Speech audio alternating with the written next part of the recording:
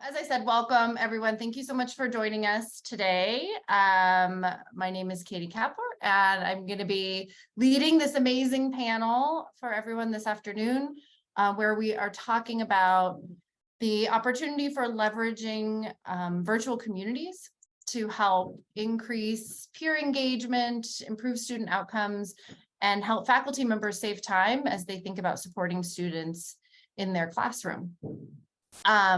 So, in a second, I'm going to introduce my team, and I'll introduce our wonderful panelists that I'm really looking forward to chatting with.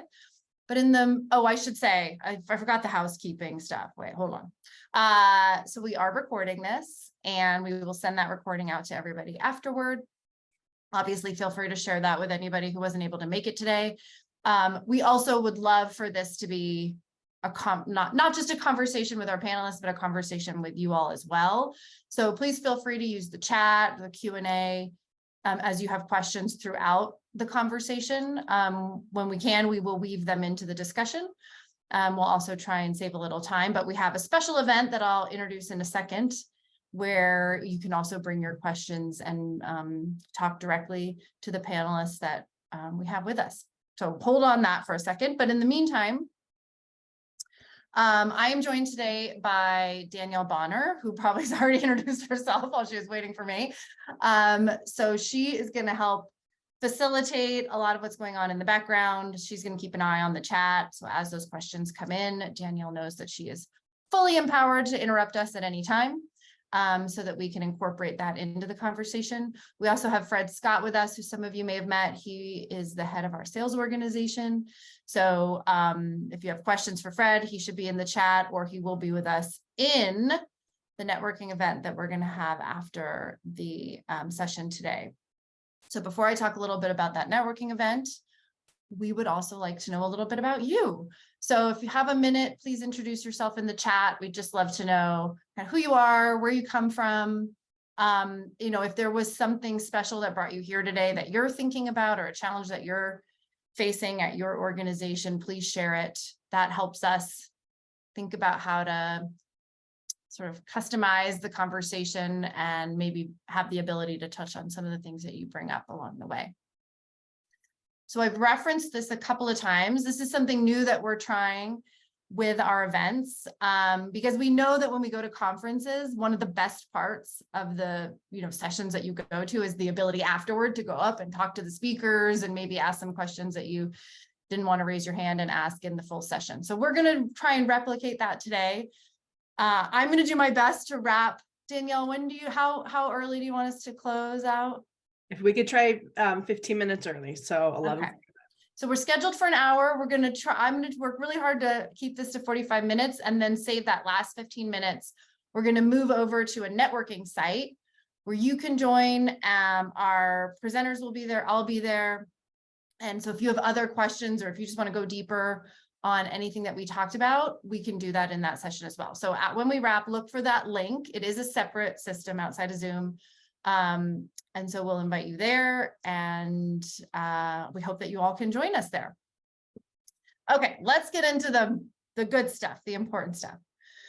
So first of all, welcome to our panelists. We are so excited to have you here today. So I'm going to do a quick introduction, and then I'm going to kind of open it up for you to talk a little bit more about each of your organizations. But Dr. Michael Peterson, Associate Dean and Program Director, Computer Science and Software at Western Governors University. And then from Arizona State University, we have Dr. Ryan Muth, who is a senior lecturer, and Philip Miller, who's also a senior lecturer there. They both also work in the computer science part of the organization at Arizona State. And then really excited to welcome Samantha. Sam, I didn't get a chance to confirm this with you. It's Wield. Yeah, good. That's good. I've never said your last name in all the time I've known you. There's only like 8 of us on the planet. Samantha Wield, who is Senior Partner Program Manager of zyBooks, which is a part of Wiley. And in a moment, Sam is going to tell you a little bit more about zyBooks. And then later on, we'll talk about how zyBooks fits into this bigger story about building community around academics and learning.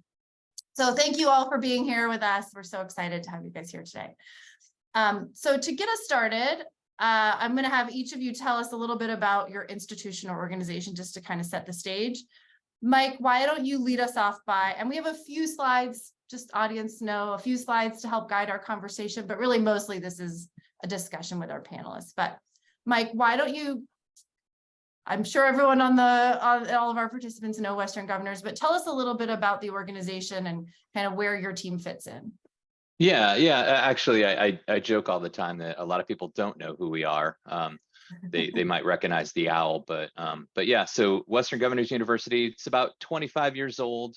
Been in the news quite a bit, but I joke that we're one of the biggest universities in the United States, and nobody's ever heard of us. But we've got about 140,000 full-time students currently, and I am over the computer science and software programs. We actually have over 5,000 in the computer science program and close to 5,000 in the software engineering program. And so, yeah, it keeps us busy. We bring in approximately 300 to 700 students a month, depending on what's going on. And sometimes we don't know what's going on in that space. But our university is completely online. We don't really have any campuses anywhere. And so that presents a challenge in terms of isolation for students and connectivity for students as well. And so I actually met Katie and Anna probably about 3+ years ago as they did a presentation much like this, talking about creating community for students. And so we did a pilot quite a while ago, and that was kind of the start of our relationship. And it's really gotten us to a point where we've had some success in not only connecting students with each other, but connecting them with the curriculum and connecting them with the faculty as well. So look forward to talking more about that. Awesome. Thanks, Mike. And I think, obviously being fully online, thinking about how to build connectivity among students is pervasive across your university. Phil and Ryan, ASU obviously has a large online presence, but also a large, I think you guys call them immersion, but on campus. So tell us a little bit about Arizona State, also a university that I think most people have heard of, but kind of give us your take on that and then introduce where you guys fit into that organization. Absolutely. So Arizona State University is a large state university in Arizona. We're based here in Tempe, just outside of Phoenix, or in the Phoenix metro area. And our program, we also are teaching computer science. Our program spans a bunch of different modalities. We're focused not only on immersion or on ground, which we have, I think we're pushing 12,000 students on ground in the computer science program or one of the software engineering related programs. But we also have online and our ULC courses. ULC is Universal Learner, and those are courses that are low risk. So you pay $25 to enroll, and then if you pass the class, you can convert that to credit. We're using InScribe to build a community across all of these different modalities to support students in all these different modalities, and sort of make those connections across everywhere, and pull resources to make our job easier rather than having all these little silos and things like that. So this is supporting mostly our intro programming and soon all of first year programming in every modality that we have. Awesome. Thank you for that introduction. So a multimodal system, which I'll touch on again in a minute here, kind of the complexity of that and the opportunity, I think that brought up in your mind and in our mind as we thought about bringing students together.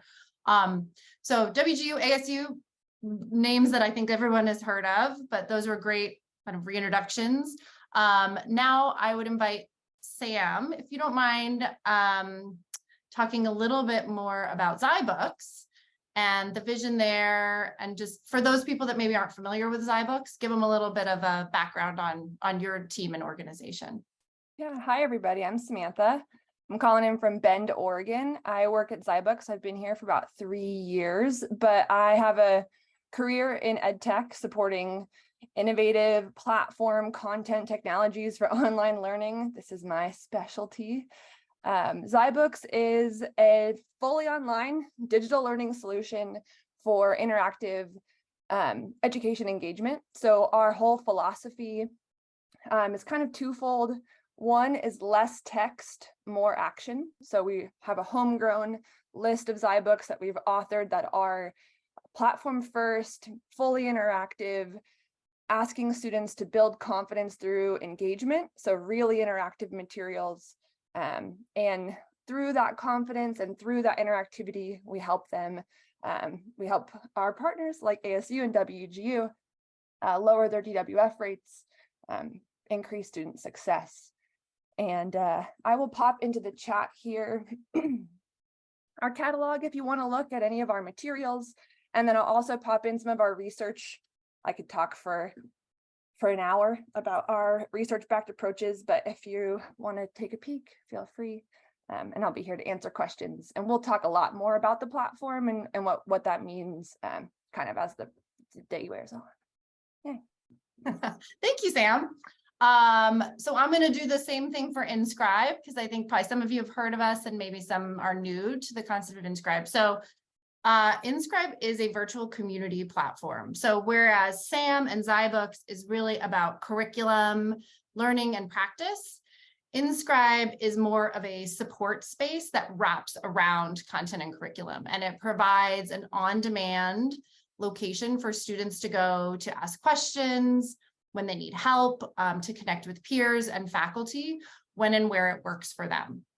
So our communities are designed to integrate into like the learning management system or into courseware products like zyBooks, and create that always on space for students to go. And so we'll talk both about how in this conversation today, how the virtual community experience became part of the vision of what Mike and Phil and Ryan were doing at their organizations, and then how we sort of extended that vision through an intersection with the curriculum in zyBooks to make the impact of the community even more powerful. I will say one of the things that we love about working with zyBooks is our vision around the outcomes that we're trying to achieve for students are very similar and very complementary. So the way that our communities work is students come in there, they ask questions. Those questions can be answered by a peer. They could be answered by a faculty member or, a TA if those are part of the community experience. And then those conversations become part of your central repository. So the next student that comes along, if they have the same question, they can get it answered right away. And that's one less question that a faculty member has to ask. It's also about empowering students. So students can sometimes be a little nervous. They think they're the only one that doesn't get it. So once you're in a space where you see, oh, other students are struggling with this, so I can help a fellow student with something they're struggling with, that is very good about reinforcing learning and doubling down on confidence for learners. So the three things that we always look at is, are we helping improve outcomes? Are we improving the experience for students, maybe helping establish a stronger sense of belonging? And in all of that, can we do all of that and also improve the efficiency, saving time for the faculty members who support them? So I believe when we get to the results section, we'll be able to touch on each of those elements. But that's just an introduction to each of the players here that we're talking today. And now we're going to kind of get into how these four groups come together to really build this experience for learners. So before I jump into the digital content, Danielle, any questions or things from the audience that you want to make sure that we touch on? We don't have any questions at this point in time, but it looks like Zoom did an update. And when you post your comments, just make sure that you're posting them to everyone. Otherwise, it'll go just directly to the host and the panelist. Thank you. Zoom is it resets after a couple of seconds. So if you already selected everyone once, you have to go back and do it again. Oh, really? Oh dear. Fun times. All right. Well, thank you for that. It's good to know. Good note. Okay, so let's talk a little bit about, you already started to touch on this, in the introduction, but why don't you tell us a little bit, we'll start with you, Mike, about like what is really unique about the WGU student population? How did you sort of identify that there was a gap there that this community approach might help fill? Yeah, great setup, Katie. Yeah, our population is it's an interesting population. A lot of our students come with an associate's. We have an older population as well, depending on programs. So, like I said, I've got computer science and software engineering. Our average age for the computer science students is somewhere around 28. For the software engineering folks, it's actually around 37, and we find that 37 kind of mean age for a lot of our other programs at WGU as well. So we typically find students that are looking to upskill. Maybe they're stranded, they need a bachelor's degree or maybe even a master's degree to kind of get out of the environment they're in. And I've got several friends that fit that mold. And I think some of us know those folks who they work at Amazon, Facebook, Microsoft, and they're working 80, 100 hours a week. And if they just had that bachelor's degree or that other degree, let's say a master's, they're able to just stop lateraling throughout all the FANG businesses and actually go up or find something outside of that, what I would call torture at times. And so the other thing that makes our population unique is our support model. We basically have a mentoring model. So when a student comes in the door, they get a program mentor, and that mentor stays with them from enrollment all the way through graduation. As they enter their different courses, then they get assigned faculty to support them in those courses. And the other thing that makes our student population unique is the experience. As students, we have our courses open. There's no real start date or end date. The student starts a term on the first of a month, and they have 6 months to complete their classes, and they can take as many classes as they want. We typically shoot for 4. But some of our students go faster and some of our students go slower.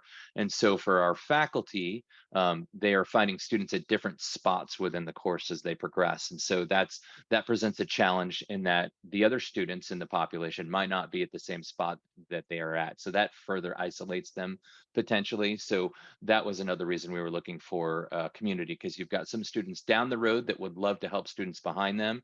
And then some students are just asking for help. And so with students at different, points in their learning journey, we needed a way to connect them to each other a little bit better, and also to give them more access to faculty than what our model allowed. So hopefully that clarifies. Great.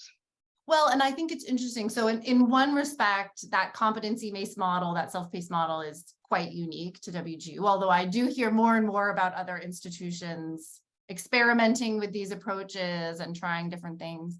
But I would guess that even in a traditional classroom or in an online, more cohorted classroom, you still have students coming in with different levels of competency, like some with more experience than others. And yeah, always a bell curve for sure. Yeah, right, levels of questions. So but that was a great introduction. Thank you, Mike. And so Phil and Ryan, kind of pushing the same question over to you. And I think it was great because you already mentioned one of the really interesting things about at least the population you guys support, which is very multimodal, right? You don't just have on ground or online, but you have these different types of students that you're supporting. So tell us a little bit about your student population and maybe some of the challenges that you were facing with that.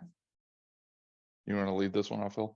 I'll try. Yeah. So some of this is probably reiteration of what you said, Ryan, but I think our sizes are comparable with WGU.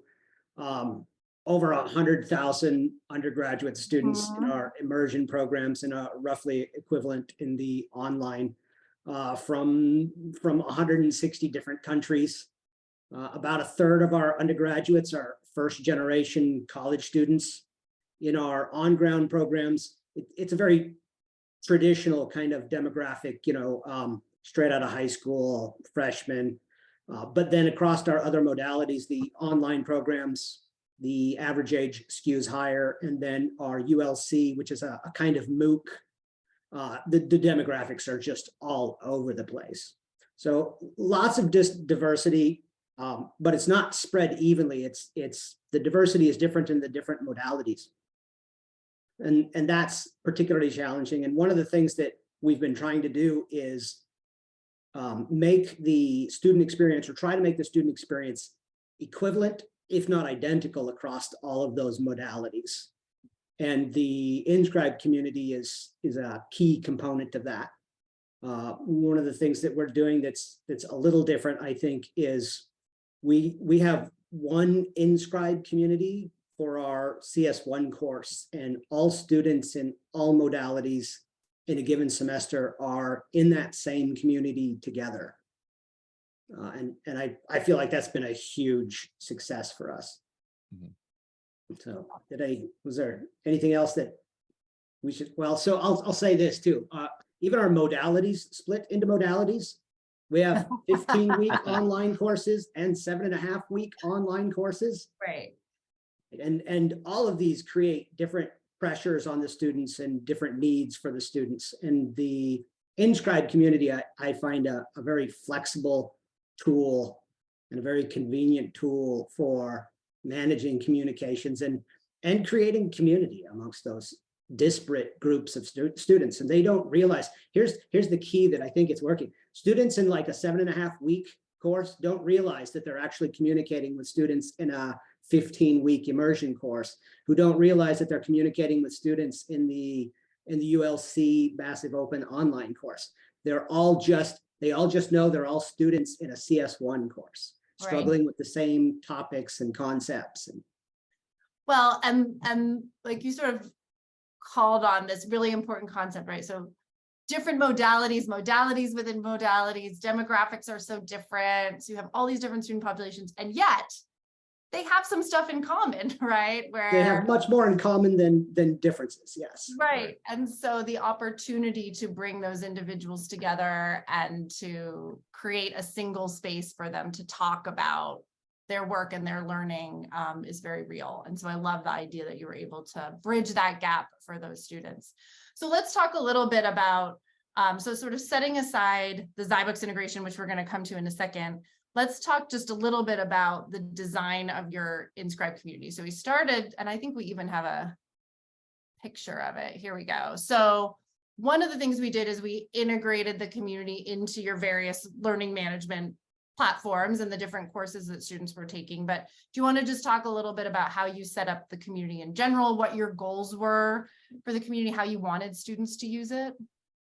Yeah, so not getting into the details of the zyBook integration, but we wanted these two components to work very tightly together. So we wanted there to be a mapping directly between the topics that the students are engaging in the zyBook and in the class, and the support system that we're providing through InScribe. So we have, I think we have either 150 or close to 200 topics in the InScribe community, and each one maps to a subsection of or a section in our zyBook, or a lab activity that they're going to do during the day, or a assignment that they're working on in the class, or something like that, right? So the topics are super targeted. It's, we're talking about strings, we're talking about conditions and loops and things like that. So it's very, very targeted. And then we have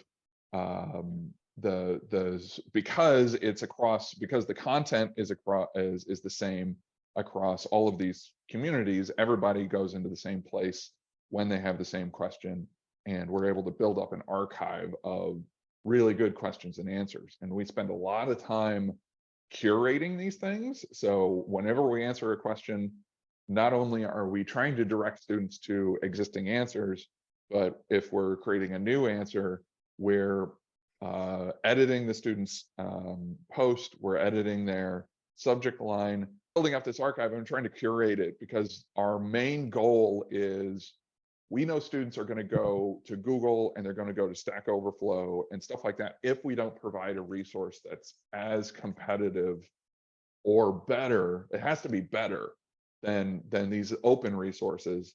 And our concern is, like, they go to Stack Overflow, they're going to find an answer that they don't really understand. It's not really targeted to their learning level and where they are in their learning, and they're just going to end up copying code or getting a misconception or something like that. So we want to make this a resource that is tightly integrated with where they're learning currently, which is online or in person in the zyBook, and has a huge variety and archive of questions and answers that are high quality, targeted to where they're learning, and that are better than anything that they could find on the open web, right? So that they're coming to us and we have a little bit more control and we can target learning objectives rather than just getting them the answer that they can move on from. Right. And I think like this array list get a lot of value. That's an example of the granular topic that you chose to have in your community. Yeah. And That's one specific assignment that the students do, and it has its own topic in the community. I want to reiterate, there's two things I think that we're doing at ASU that might be a little different from how most people are using InScribe. And that's one, we are putting all the students from all the sections and all the modalities into a single community together. And two, our community persists. So the community that we're using right now is the exact same community and still contains the questions and answers from last semester and the semester before that and the semester before that. And we're treating it both as a discussion forum and a knowledge base, a persistent knowledge base that we're, as Ryan said, continuing to curate. And so we spend a significant amount of time making sure that each question is searchable and readable by students who might be coming, so that students who have a question can quickly and easily recognize, hey, that's the same question I have. And that the answers are often more complete than they need to be, because students with a similar question might not need the exact same answer. They might need some additional components to the answer. So we'll often over answer a student's question in those discussions so that future students who have a similar question can already find their answer. We're trying to hand that agency back to the students as soon as possible so that they can continue to make progress through the course. Yeah, and our resourcing too is that we're pooling all of our teaching assistants and instructors and undergraduate teaching assistants in this community. So it's not just, me and my class supporting and my teaching team supporting my students. It's us and all of the CS1 instructors getting support from each other, getting support basically, effectively 24/7. I mean, it slows down quite a bit around midnight, but we're able to have very fast response times and make this a thing where students don't feel like the title of the talk, they don't feel alone. They get a response very quickly. They get, during that first week, they get an acknowledgement when we do an introductions of like, hey, great to have you in the class. Every single post is answered. And we keep it that way all semester. Yeah. And I like that you acknowledged, we definitely have partners who embrace that idea of like the more the merrier. Let's bring everyone together across sections, put them in the platform. You do get some additional benefits around scale, and even if it is midnight, the chances that another student is awake and online and might be able to help you is higher. That's not always the case. Sometimes we have smaller classrooms that use communities in a more like one section to one community perspective, but you still have that opportunity of persistence term over term that Phil and Ryan talked about, which is you don't have to throw away the knowledge repository that you built in the fall if you're going to teach again in the spring. Like, carry forward all that great work that you did and make it available to your learners there as well. So I'm so glad that you brought those two pieces up. Mike, of course, that persistence is just sort of baked into the model at WGU because your courses are ongoing. Do you want to talk a little bit about how your communities have been designed, maybe some of the goals that you had for your vision of how this would transform support for your learners? Yeah, for sure. Yeah, and kind of to the chat, I think Aaron had a great question or comment about persistence, and yeah, we have persistence kind of baked in much like Ryan and Phil were just talking. It's nice to have all of that information pooled into one area. You get kind of a crowdsourcing effect from students, and then as like Phil was saying, over address the content. Students have multiple areas to look. They can get different perspective.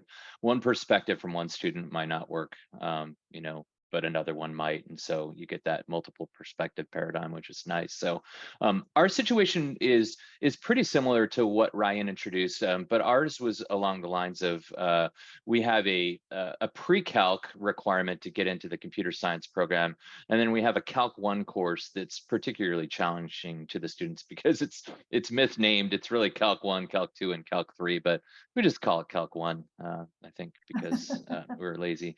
But in that situation, the support for those students in an online environment was more challenging, you know, trying to get integrals, derivatives, you know, any type of more advanced mathematical coding or notation. I'll just be blunt that, and hopefully this resonates with some of you, but our internal platforms sucked. We had a couple that were based in some software that I'm pretty sure was built in like 1998. And so we couldn't get topics pinned. We couldn't get certain content in there. It was a pain for students to, you know, screenshot or image some of the work they were doing. And so with InScribe, I pretty quickly found that that was going to be a solution for us to be able to do some more advanced mathematical types of things, not to mention being able to pin certain topics, you know, at the top of a page or in a location so students could find them. And then to that point, I think it was Isabella asked, you know, how are the questions and answers searchable versus being lost in the scroll? That was one of the things I wanted to get away from was scroll hell, because one of the platforms we used, as soon as students hit, I think it was 10 or 25 conversations on a page, it went to a second page, and we ended up with like 4 pages of posts, and they weren't, you know, they weren't focused, they weren't grouped. That was an issue as well. And so we found that solution with InScribe as well. In the search function, if you go back to the previous slide, you can see in the upper left, you know, the search box is there. And so you can search by keyword, you can search by topic, and you can also organize the topics. Yeah, so in the upper left is the search box there. But these are these conversations here with ASU, and you can go back to the WG slide. Those are pinned or promoted in certain ways, and so we do the same thing. And I actually have InScribe for 9 different courses now. So we started with Calc, then we moved into our data structures classes as well. Is it data? Discrete math, sorry, discrete math 1 and 2, and then we've got a few other kind of IT computer science courses that we use InScribe as well with. And so the other question, yeah, membership. So to kind of answer Sasha's question as well, membership for us, like I said, is ongoing. Much like Phil had mentioned, we don't remove stuff, so we let that content build up, that kind of crowdsourcing approach to things. But like I said, the platforms we had just weren't meeting the needs that we had for behavior of students. And so that's why, yeah, InScribe was a good fix for us. The other thing I was going to mention too, I think a lot of student populations don't get what they need from a university's solutions, and they go off and they create their own Discord you know, servers and their own Slack channels and things like that. So I personally, just for full transparency, lurked in those Discord areas and Slack to see what students were asking of each other, how they were behaving.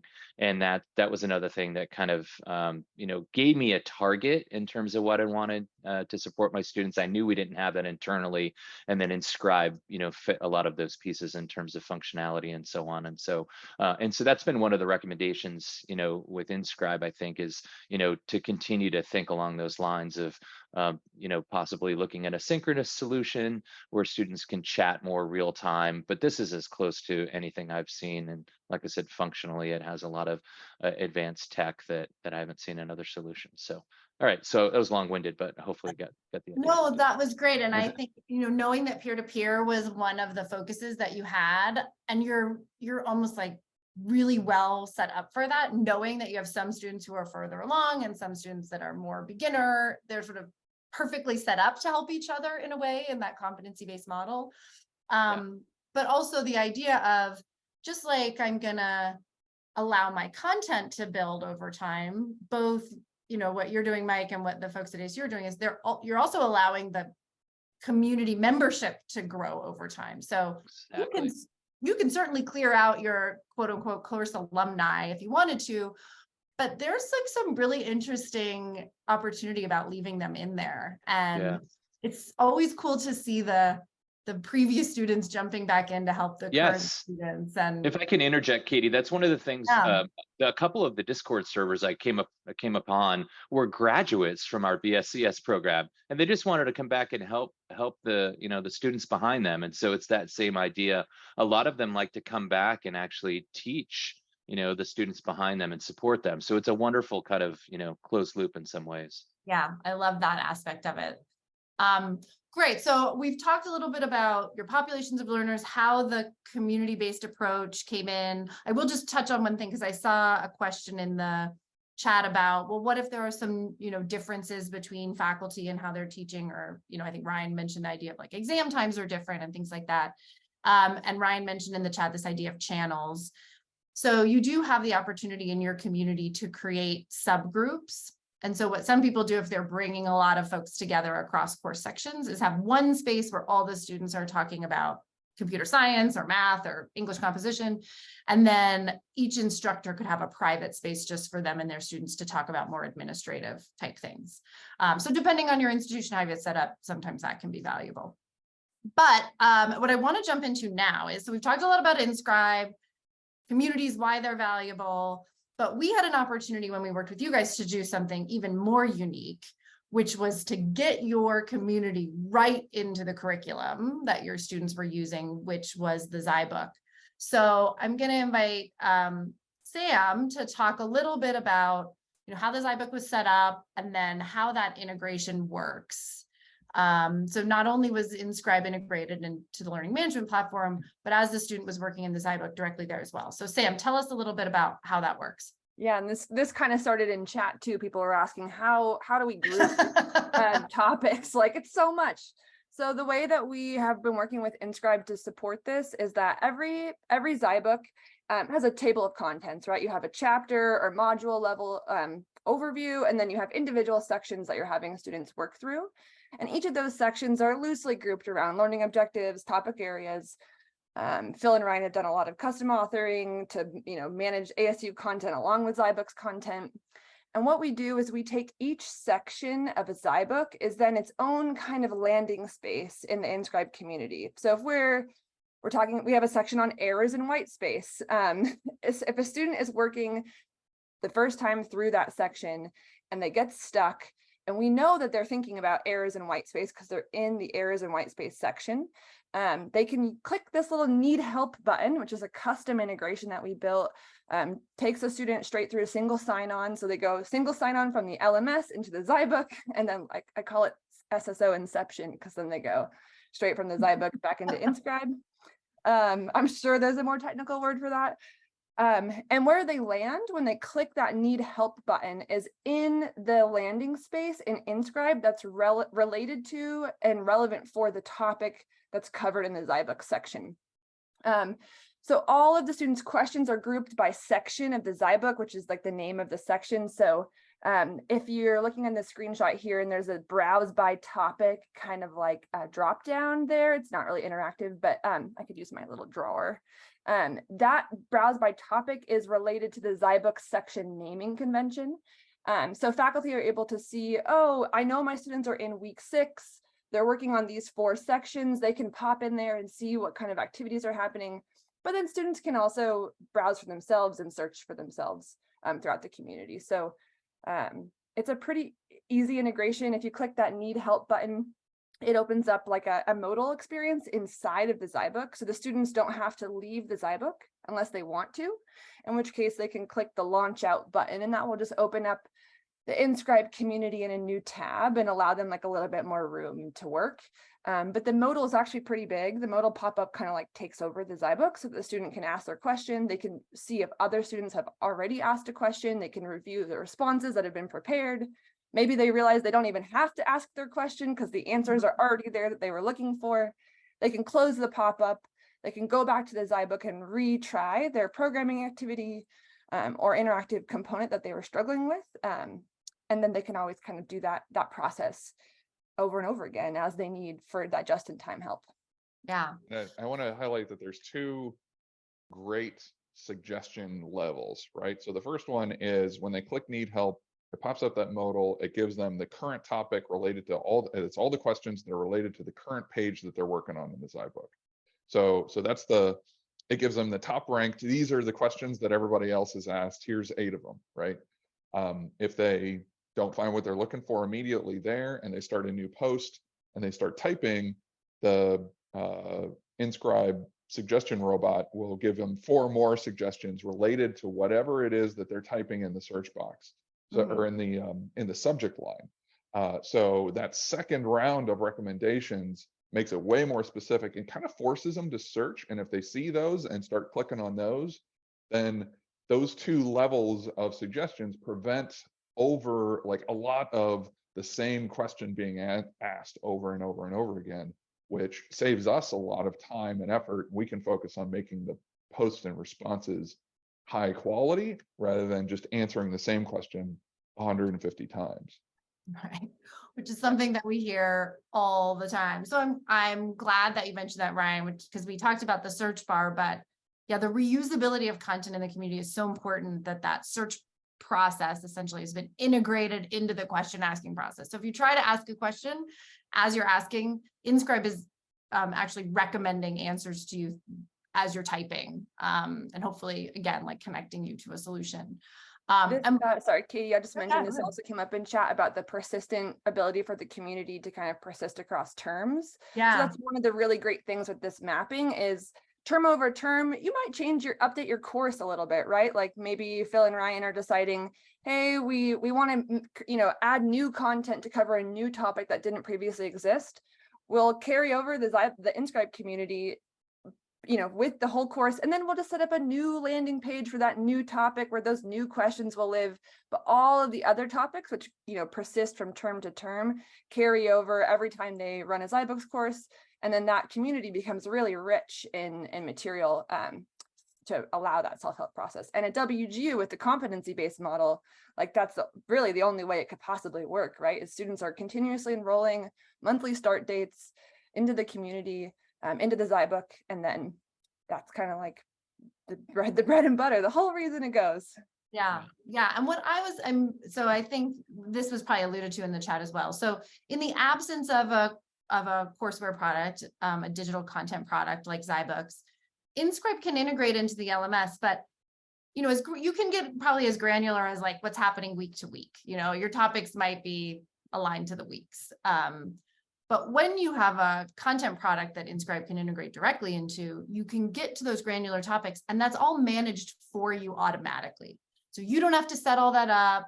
The connection between the content and the InScribe community will drive knowing what the topics are, making sure the right topic is displayed, and as Sam said, like pulling up the correct landing page so the relevant questions are visible to the learner. So that automation piece, I think, is really nice as well, and being able to have that granular level of visibility. And if you work with something like zyBooks, that comes naturally by determining like what content do I want covered in my course. You remove content that you don't want covered, like if it's an intro course, maybe you don't want the 5 more advanced chapters at the end of a book covered. You determine how you want that course to flow week by week, section by section, and then basically I work with Katie and Anna and the InScribe team to map your selected table of contents for how your course is going to flow to the community. So it's your decisions that really lead to how that is laid out. Yeah. And then I'll add one other thing, which I think is probably self-explanatory, but makes a huge difference, which is if you are thinking about implementing a new support strategy for your learners, the proximity of access to where the students will be when they have an issue makes a huge difference. So the fact that students are likely to have questions when they're practicing, when they're reading, when they're trying to implement their knowledge, being able to have one click right there that will launch them into a place where they can seek help will drive a much higher level of participation than if the student has to back out of that experience, go to another system, click a different link. So that intersection of location actually really benefits and drives, I think, a lot of student behavior. Yeah, and we're at yeah. scale, we're super sensitive to these sort of like I don't call them barriers to entry, but they're like energy barriers. It's like, this is how much effort is needed to be able to access a resource. If we can lower that barrier, then many more students that wouldn't have accessed it are going to take advantage of it. Yeah, Activation absolutely. energy. Yep. Activation. Love it. Well said. Anyone, Nerds. anything else you want to add to the sort of topic around, oh, we're getting close on time. So let's jump into the heart of it, which is, Mike, tell us a little bit about outcomes. Like, what are you seeing? How, I don't know if these numbers might be a little out of date now. Yeah, no, great. yeah, they're yeah, generally great enough, and we've obviously expanded quite a bit over time. But I would just say that a lot of times with our environment being completely online, you know, like we never see the students unless they go to graduation. The ability to retain students, persistence is one of our biggest challenges with such a large population. We also, with our competency competency-based approach, I would say, as kind of a typifier, we bring students in that are possibly looking for a little bit more support than they're going to get in a classroom where they're sitting with 20, 25 other students and can ask the instructor for support a little more directly. If we don't orient students well coming into WGU, they tend to get a little bit kind of lost in the big scheme of things because there's a lot of self-scheduling, self-motivating, and things like that.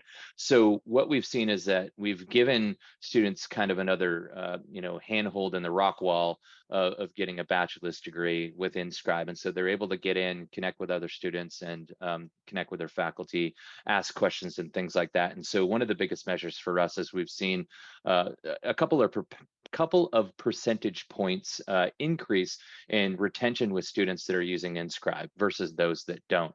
And so that's probably one of the biggest things as well. We also see students that tend to struggle more access InScribe, knowing that that's kind of, call your friend on Who Wants to Be a Millionaire. It's a lifeline for them in some ways. And so that's another kind of bonus that we've seen with this. And so, like I mentioned, we've had our calc course in there for 2+ years. And then these other 8 courses, we're just coming up on a year at this point. So we're continuing to basically take the data. That's another thing I'll call it, is InScribe has wonderful data analytics. So we take all of the data for all those students that are, behaving in a certain way, and then we're able to come in with our data analyst and match their behavior as students in our internal systems as well.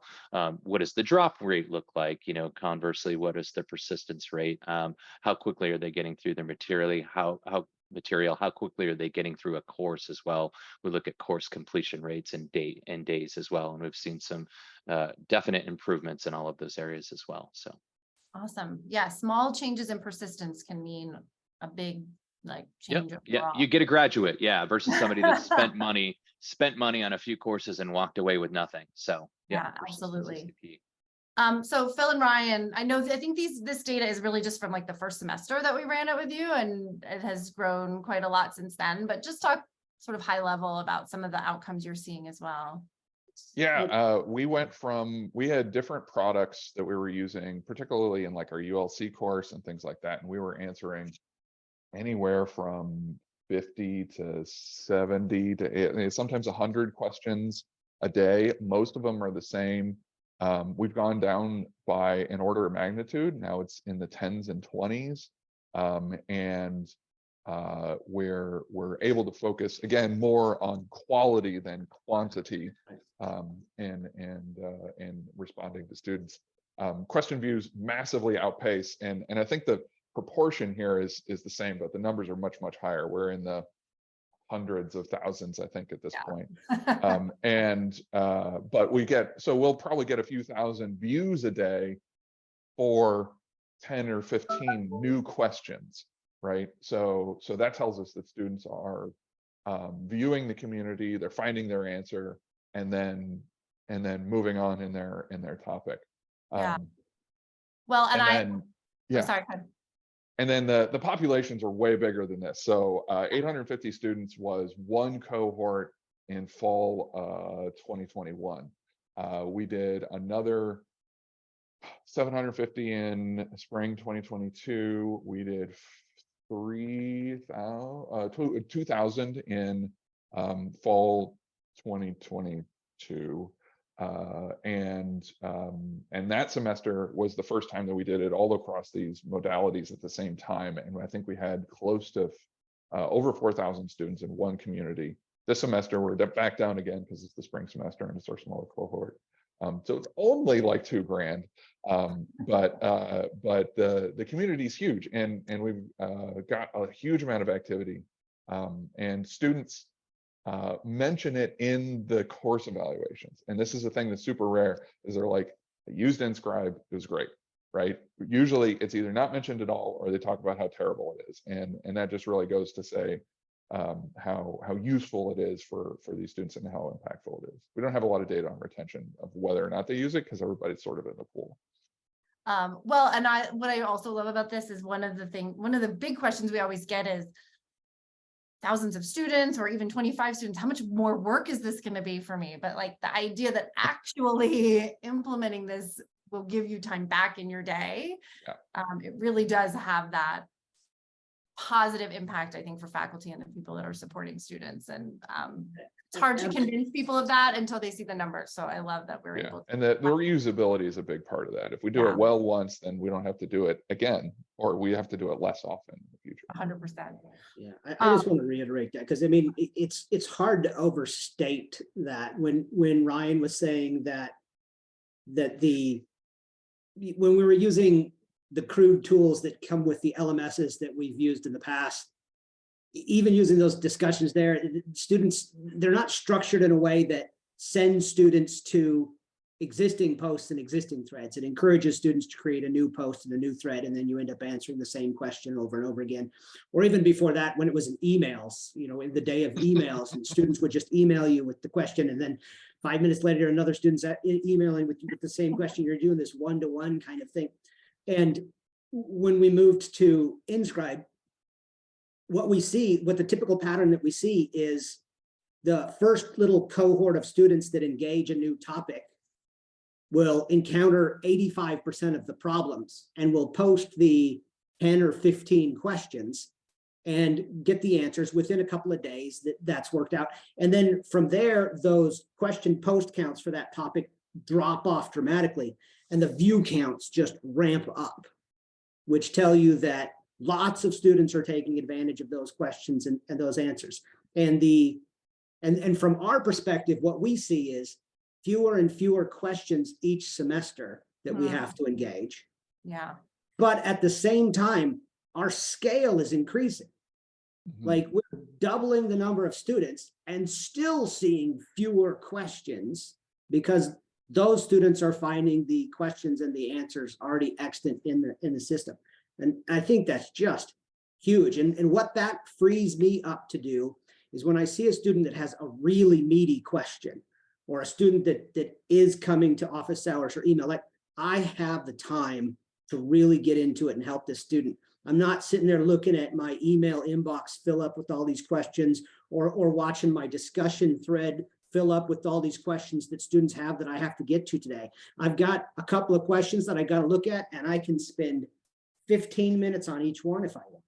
Yeah. And that's a luxury for me. And I also know that it's worth it, because if I put the time and effort into it, it's not going to be just this one student that sees that. It's going to be, and we have the evidence on this, thousands of students are going to see that. Yeah, it must be very satisfying just knowing, like, I'm It putting my is. energy into this thing that really is going to benefit all of my learners. Well, I had one more question, but I'm actually going to save it for our about sort of where you guys are going next. I'm going to save that for the sort of networking event, so that we can entice you to come and learn more about the direction that these guys are going, and also just in the interest of time. So first, I want to thank everybody for being here. Michael, Ryan, Phil, Sam. It's wonderful. I mean, we love working with you guys, and we just so appreciate you coming and sharing your story and all the amazing sort of innovations that you have done using our product. So thank you so much. Please, we probably dropped their contact information, but if not, you can come meet us in the session afterward and get to know them a little bit better. Also, feel free to connect with me, but more